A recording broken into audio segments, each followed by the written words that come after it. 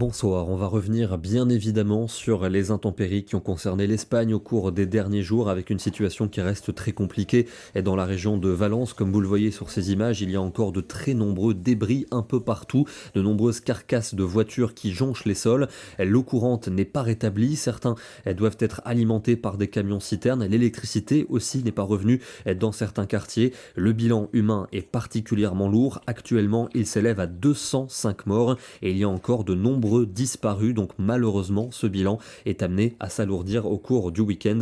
Évidemment, on envoie toutes nos pensées à nos voisins espagnols. On revient en France où la situation est un peu la même tous les jours finalement. Le pays coupé en deux en cette journée de la Toussaint, au nord de la grisaille, au sud du soleil, avec donc des températures très contrastées, sous les 10 degrés dans certaines villes du nord, alors qu'on est encore monté jusqu'à 25 degrés dans les Bouches-du-Rhône, ou encore par exemple 24 à Montauban. Des images du côté de la Seine-Maritime avec un ciel bâché aujourd'hui tout au long de la journée, une petite dizaine de degrés, ambiance radicalement différente sur la côte basque ici à Saint-Jean-de-Luz. Il y avait beaucoup de monde sur la plage, on relevait 24 degrés au thermomètre. Demain, c'est encore une situation semblable qui va nous concerner, avec un pays coupé en deux le matin, des nuages bas pour la partie nord, on aura même sans doute quelques bruines entre la Bretagne et la Belgique. Dans le sud et sur les montagnes, le soleil va s'imposer, un découpage que l'on conserve en après-midi, avec un beau soleil pour le sud, peut-être une averse quand même pour les Pyrénées. Sur la partie nord, encore beaucoup de grisailles, mais par endroits, on aura quand même des éclaircies,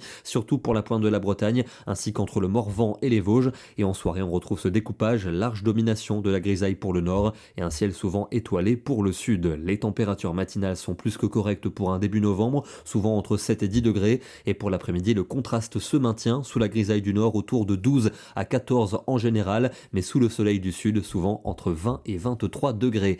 Dimanche, des conditions plus lumineuses attendues, avec des nuages bas localement tenaces pour le nord-ouest, le Val-de-Saône et le nord de la Suisse, mais ailleurs globalement le soleil va s'imposer, sauf en direction de l'Aude et des Pyrénées-Orientales. Les températures seront toujours contrastées, fraîches pour les régions du nord, mais très douces sous le soleil du sud. Des conditions calmes aussi pour lundi, sauf en direction du Languedoc-Roussillon, avec des remontées nébuleuses et des averses. Ailleurs globalement un temps lumineux, même si à nouveau on pourrait avoir des nuages bas récalcitrants dans certaines régions du nord et du nord-est. Les températures seront donc fraîches dans ces régions du nord-est, mais ailleurs il fera très doux, avec au sud de la Loire souvent plus de 20 degrés, 23 attendus pour la côte basque. Mardi, encore de la grisaille pour les régions du nord, sans doute assez persistante, dans le sud des conditions lumineuses, mais on attend des averses localement orageuses en direction du Languedoc et des Cévennes. Il fera toujours doux pour la saison, notamment au sud. Même chose pour mercredi, avec des conditions lumineuses pour les régions méridionales, mais sur la moitié nord sans doute une grisaille omniprésente, avec même peut-être quelques bruines localisées.